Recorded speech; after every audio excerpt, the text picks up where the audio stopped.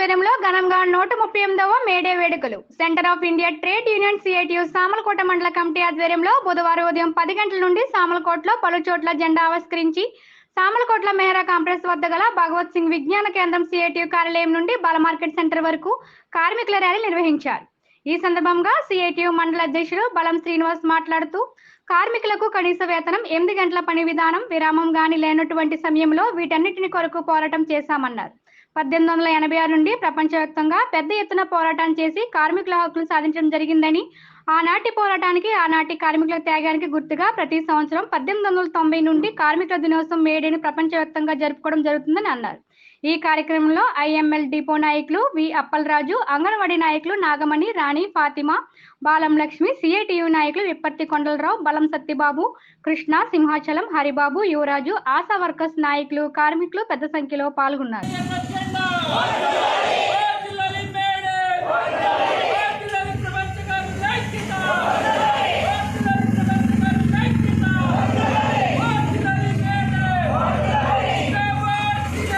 పెట్టుకునే హక్కు కానీ లేదా కనీస వేతనం ఇంత ఇమ్మని అడిగే హక్కు కానీ, రోజుకి 8 గంటల పని విధానం కానీ, మధ్యాహ్నం భోజనం సమయంలో విరామం కానీ ఇలాంటి హక్కులు ఏమీ లేనటువంటి పరిస్థితి. పారిశ్రామికంగా మొదట బ్రిటన్లో పరిశ్రమలన్నీ అనేకం పెరగడం జరిగింది, కార్మికులు కూడా పెరగడం జరిగింది. అయితే అదే సమయంలో అక్కడ ఉన్నటువంటి కార్మికులు సంఖ్య సరిపోవడంతో చిన్నపిల్లలతోటి, మహిళలతోటి, అందరితో కూడా విపరీతంగా పని చేయించుకుంటూ రోజుకి 16 గంటల నుంచి 20 గంటల వరకు పని చేస్తూ ఉండేవారు. ఆనాటికి విద్యుత్ ఇలాంటివి కూడా సౌకర్యాలు లేవు, మంచినీటి సౌకర్యం కూడా లేదు. చీకటి గదులు లాంటి వాటిల్లో గొడవల లాంటిలో పెట్టి ఆ పనులు చేస్తూ ఉండేవారు. తినడానికి తిండి కూడా 5 నిమిషాలు కూడా గ్యాప్ ఇవ్వాలనేటువంటి పరిస్థితి. వాళ్ళకి ఎవరికి కనీస వేతనాలు అనేది అమల్లో లేవు.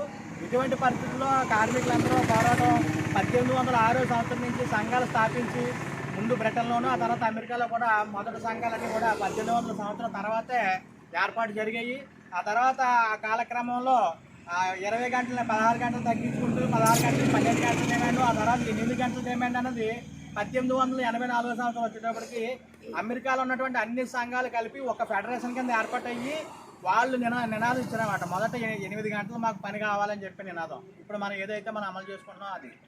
ఆ 1884లో వాళ్ళు ఇచ్చిన పిలుపు 2 సంవత్సరాల తర్వాత సమ్మె చెయ్యాలి, ఈ హక్కులు దాని మీద అంటే రోజుకి 8 గంటల పని చెయ్యాలి, 8 గంటలు రెస్ట్ ఉండాలి, 8 గంటలు ఇతర మన కుటుంబంతో గడపడానికి ఉండాలని చెప్పేసి 24 గంటలు 3 భాగాలుగా చేసి ఆ 8 గంటల డిమాండ్ ఆ విధంగా పెట్టారు. అలాగే మధ్యాహ్నం భోజనానికి గంట విరామం కావాలని, సంఘం పెట్టుకునే హక్కు కావాలని, కనీస వేతనాలు మాకు ఎంత కావాలని మనం డిమాండ్ చేసి హక్కు ఇలాంటివన్నీ కావాలని చెప్పేసి ఆ రోజు ఆ నినాదాలన్నీ పెట్టి దానికి యజమానులందరికీ 2 సంవత్సరాలు టైం ఇచ్చారు.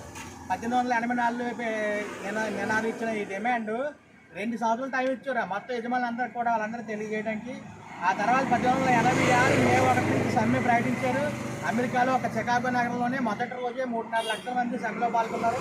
వరుసగా 2వ రోజు 3వ రోజు సమ్మె కొనసాగుతుంటే యజమానులందరూ కూడా ప్రభుత్వం యజమానులు మాట్లాడుకుని ఈ సమ్మెను ఇచ్చేయడం చేయకపోతే వీళ్ళు చెప్పిన డిమాండ్ మనం అంగీకరించాలని చెప్పేసి ఆ రోజు వాళ్ళంతా ఏకమయ్యి ఈ కార్మికుల మీద పోలీసులు కాల్పులు జరిపితే మొదటి రోజు 6 కార్మికులు చనిపోవడం జరిగింది.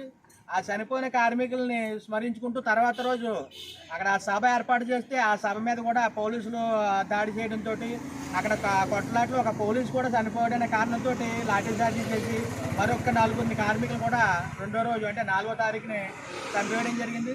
ఈ ఘటనకి నాయకత్వం ఎవరు వహించారో ఆ నాయకులందరికీ కూడా తర్వాత కాలంలో ప్రభుత్వం దుర్మార్గంగా మరణశిక్ష విధించి వాళ్ళందరినీ నాయకులందరినీ ఉరిశిక్ష వేయడం జరిగింది.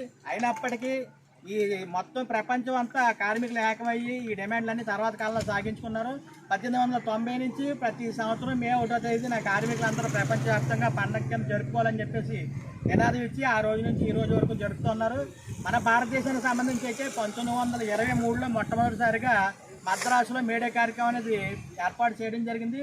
సింగారి చెట్టియార్ అని చెప్పి ఆయన ఎర్ర జెండాని అక్కడ ఆ రోజు ఎగరేయడం జరిగింది. అంటే కరెక్ట్గా మన భారతదేశంలో ఇది 101వ సంవత్సరం మేడే కార్యక్రమం, ప్రపంచవ్యాప్తంగా అయితే 138వ సంవత్సరం.